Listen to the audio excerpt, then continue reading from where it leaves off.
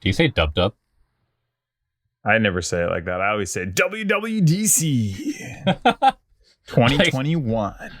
like WWE? Yeah, exactly. Yeah, I don't know. People have been saying dub dub. Yeah, Now, people. so. Yeah, I don't know. But anyways, so iOS 15, WWDC 21. People were expecting a lot from this one, and I don't know. What do you feel about your overall thing about this? Yeah, in all honesty, I think it was all right for what was presented. I mean, if you think about it, last year's WWDC, or specifically iOS and macOS, it was a really big redesign. So I wasn't expecting there to be any big redesigns this year. It was just going to be more like smaller improvements, which is pretty much what we got. However, they did announce a couple months back the iPad Pro, which with the M1 chip. Now, one of the things that people were looking at is that iPad had up to 16 gigabytes of RAM. Now, none of the apps by themselves can actually use that right now. And a lot of people are hoping that today during WWDC, that in the iPad OS segment, they would announce some type of, big software change that would allow like full scale apps like Final Cut Pro or Logic to be used on the iPad. We did not get that.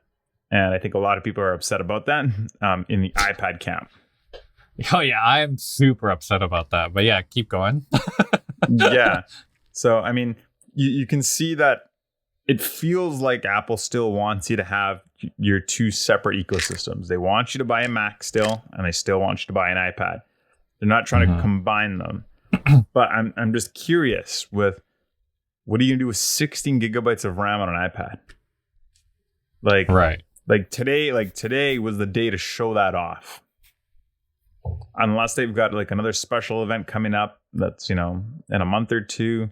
I doubt it, but like we need to see some like full scale apps to take advantage of that. Yeah, that's where I'm kind of confused.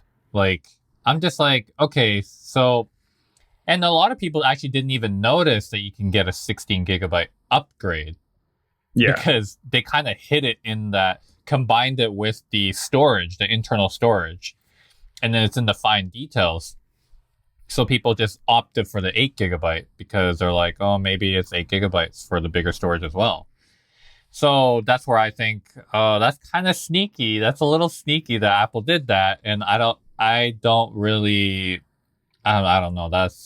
I wish they were a bit more transparent about that. But as far as, the iPad probably is like the biggest highlight of this entire keynote. And I think overall, there wasn't anything keynote worthy, but we're just going to go over that in a little bit here. But yeah, I mean, there are some cool updates, but I feel like these updates could have came, like, it could have been this time around, they could have had the whole iPad OS type of thing where they can use Mac OS apps with iPad and iPad OS with Mac, and they could have had that type of feature presented. Maybe they're not ready for that. I don't know, but that could have came before this. This could have been like the fine tuning of what they already came out with as in a major update. But this is kind of fine tuning what they already have. And some of it are people are arguing that they should have had this feature like last year, So I agree. I think the way they should have presented it is they should have presented iPad OS with the capability of, running more powerful apps specifically for the M1, but not announced the new iPads yet. Then come the fall, when iPad OS is supposed to be released, you now have the hardware to take advantage of the software. So you would get everyone excited at WWDC about what it's coming next. And then obviously, if you show off iPad OS with so much capabilities, there has to be a product to use that. So then come September, October, then you can be like, oh, the new iPad Pro, to go with iPad OS. But this time is everyone bought the iPad OS, the iPad Pro, thinking that there's going to be a massive update to iPad OS. And now a lot of them are disappointed. Yeah. That's true. Well, let's go on to iOS 15 and just check it out real quick. So we got the first thing on iOS, FaceTime, new experiences. Now, I don't personally use FaceTime too much, but I can see the need for some of this feature. But I mean, I'm curious what you think of it. And also, to point out that some parts of the world are still in a pandemic, but United States and some other countries are starting to open back up. So there's less FaceTiming, I would suppose, for some countries, and more countries are going into more FaceTime. But I don't know. What do you think of this? Did they put it out at a good time, or? Well, I mean, the new feature is called SharePlay, which uses FaceTime. I personally think it's a really cool feature. It's essentially a watch party feature. So, for example, if we're FaceTiming right now, and if we wanted to transition over to watching something on Apple TV Plus, we could start the show at the exact same time, and we can still see each other like we are right now to the video. And I don't know what the limit of people is, but it could be a group of us. So even as restrictions are lifting, I mean, there's still lots of countries that are still stuck in lockdown. Canada is not in like a strict lockdown or anything like that, but they still want to limit the amount of people that you see. So if you wanted to have a watch party of 30 people, you can't really do that. At least depending on where you are. So at least with SharePlay, you can get around that a little bit. It doesn't feel exactly the same. But it's not just for watching movies together. You guys could be... just dropped my phone.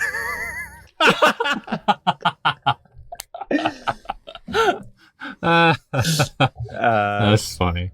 What were you saying? What was I saying? It's not just for videos. Let's say you're in a study group together or something. You guys are all working on a project, right? Right. You guys could put on some tunes together, and you guys can all listen together at the same time. I'm so sorry. That's totally threw me. It was on the table, and I moved my hand, and I just knocked it right out. Oh, that's funny. Yeah, okay, sorry. Keep going. Personally, I think it's really cool. And then in the trailer for SharePlay or whatever, when they were demonstrating it, they were going from the phone, and if you have an Apple TV, you can just throw it on your Apple TV. I think that's pretty cool. Yeah, that's a cool feature. That's pretty cool. Yeah. I think that's something I'd want to try. You can watch together, listen together. Oh, and you can share your screen as well. Yeah, that is huge.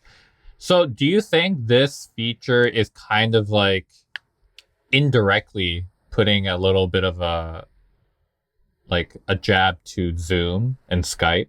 I don't know if it's a jab. Because so many people... Yeah, because a lot of people are using Zoom and Skype over the past year because of the pandemic and remotely working. And obviously there's more people that would use that because there is a lot of cross platforms between Android user or Microsoft users, Windows and Apple, so you can use both.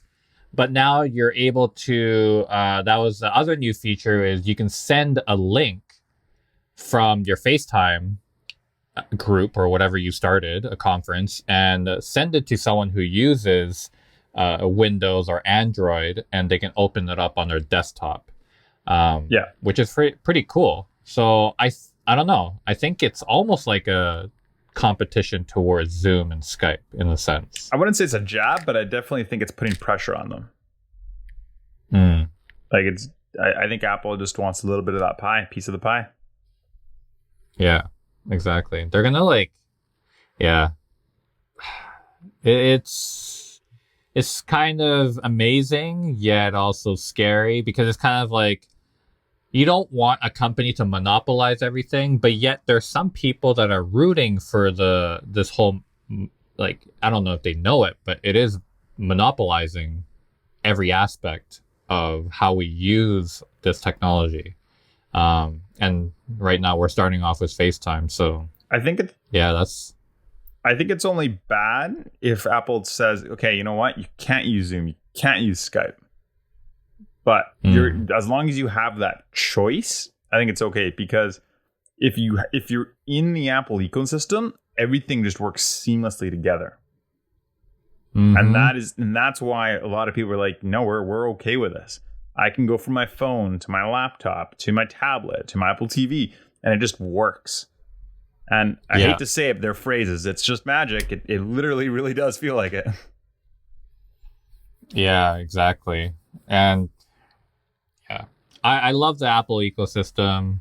But yeah, I don't have AirPod Pros, just the Maxes. I'm not really into those earbuds yet. They hurt me. But speaking of that, this whole spatial audio thing with FaceTime and everything, I think these are like the little nuance, updates that make everything a whole package. But also, it's just kind of like, for them to present it, it's cool, but like, it's not such a big deal to me, I think. Like, because spatial audio was introduced last year, but then now we have it in FaceTime, and then FaceTime gets like a whole revamp.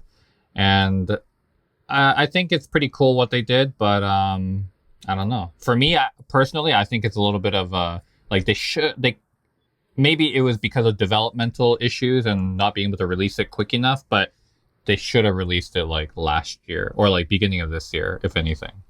But I don't know. Spatial audio for me, at least in FaceTime, I'd have to hear it to see how I feel about it. I mean, it sounds cool, but it's nothing that I'm like super crazy about. Like I think we'd have to see it, but I don't think it'll make a difference when it's just like two of us talking. I think if we had a group of 5 or more people, I think that's almost see it actually make a difference. Right.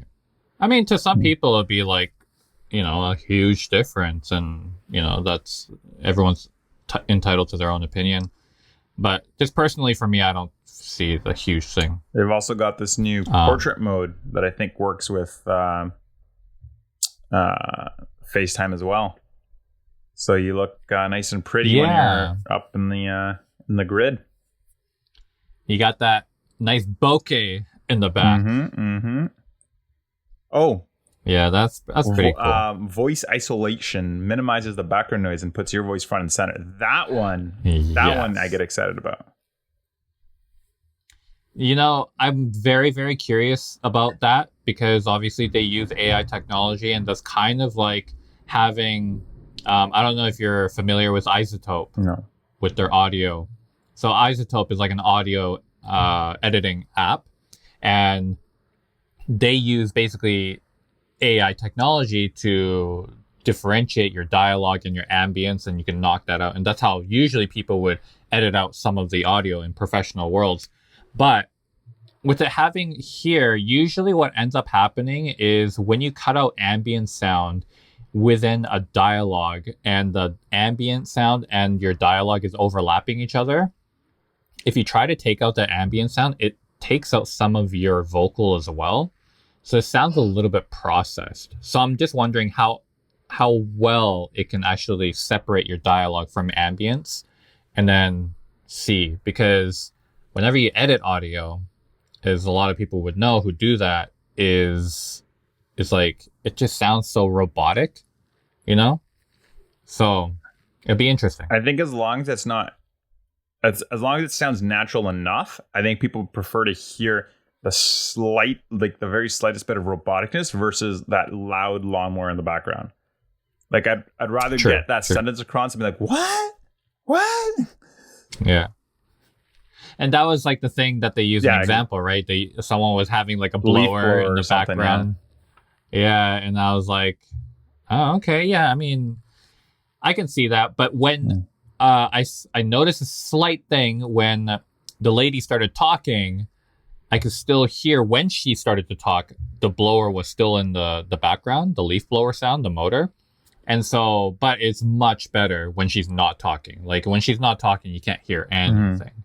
So that is a huge difference, especially if you're on like a conference call and you just cannot control your gardener, like actually doing lawn mowing and doing his thing in the back.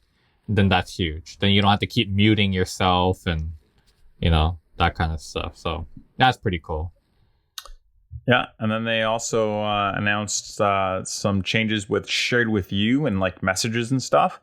So, for example, if let's say you and I, decide to go on a hike together, and I take photos, you take photos, you can send me those photos in iMessage, and when I'm looking under my photo albums, there'll be that new For You page where it's smart enough to actually combine the photos that you sent with my photos. So we have like a complete set.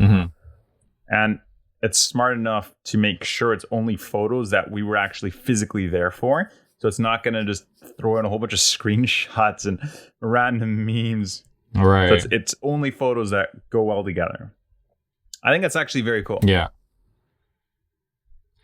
Yeah, that is very, very cool. And okay, so like one thing is we're probably not going to just go over every single feature of this, just like the key stuff, because there's a lot actually like to go over.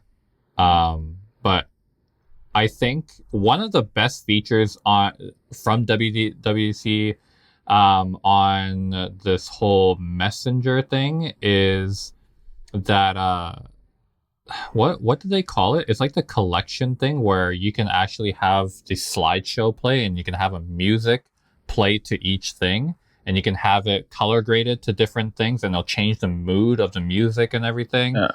I think that's a pretty cool feature. I think they're just called photo collections. Wait, no, that's in messages. Yeah. I know what you're talking about. It's that For You photo album thing. Yeah, exactly. And then automatically when I saw that, I was like, oh, this is like interactive perfect memories for Instagram stories. That's what it's called. Right, interactive. Okay, perfect. So like, I thought that was perfect for Instagram stories or social media because people can just like screen record that, or I don't know how you can record it, but I would think that you would screen record it and then you can just post it onto Instagram. Be like, oh, this is my wedding anniversary. Here is my whole collection of photos with the music already there, and then you can post it. So I think that's pretty cool that you can do that. I think the other really, really cool feature is with the camera live text. So if you're taking a photo of a building or something and it's got, the company name on it and the phone number, you literally click a button, it analyzes the photo, and you can all of a sudden select the text and the building and the phone number. And you can just copy right there and just call literally right from the photo.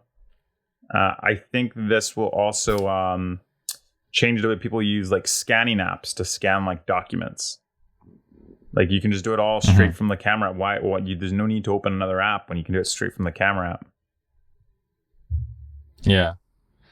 And what do you think of the whole focus part, where basically you can customize and select your grid on your phone and what apps are showing during the time, and you can set the time of like when you're driving, when you're working out, when you're working, when you're reading. So you don't get, like me, if you have like a little bit of ADHD and you can't focus on one thing at a time and you're having notifications come from every different angle. But then when I'm working, I only want my emails to come through. I only want, important people like my boss or whoever, right? Like whoever to contact me only during this time. I don't want just random people contacting me and stuff like that. So I think that is a pretty cool feature to have. But yet, see, cool features are only cool if you actually use them. So in my personal opinion, what I think of this is I wouldn't probably sit down and actually take my time to put everything and set it up for each thing. Because to me, it's a little time consuming. I don't feel like I had the time to do that, to be honest, to set everything up. So that's just my opinion on that. But it's a cool feature. I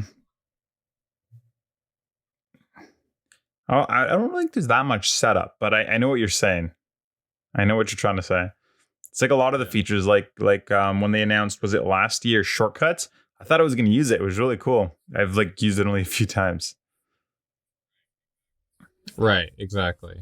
I mean, some people will use it, and that's great. But like, again, a cool feature is only cool if you use it. So that's just my opinion.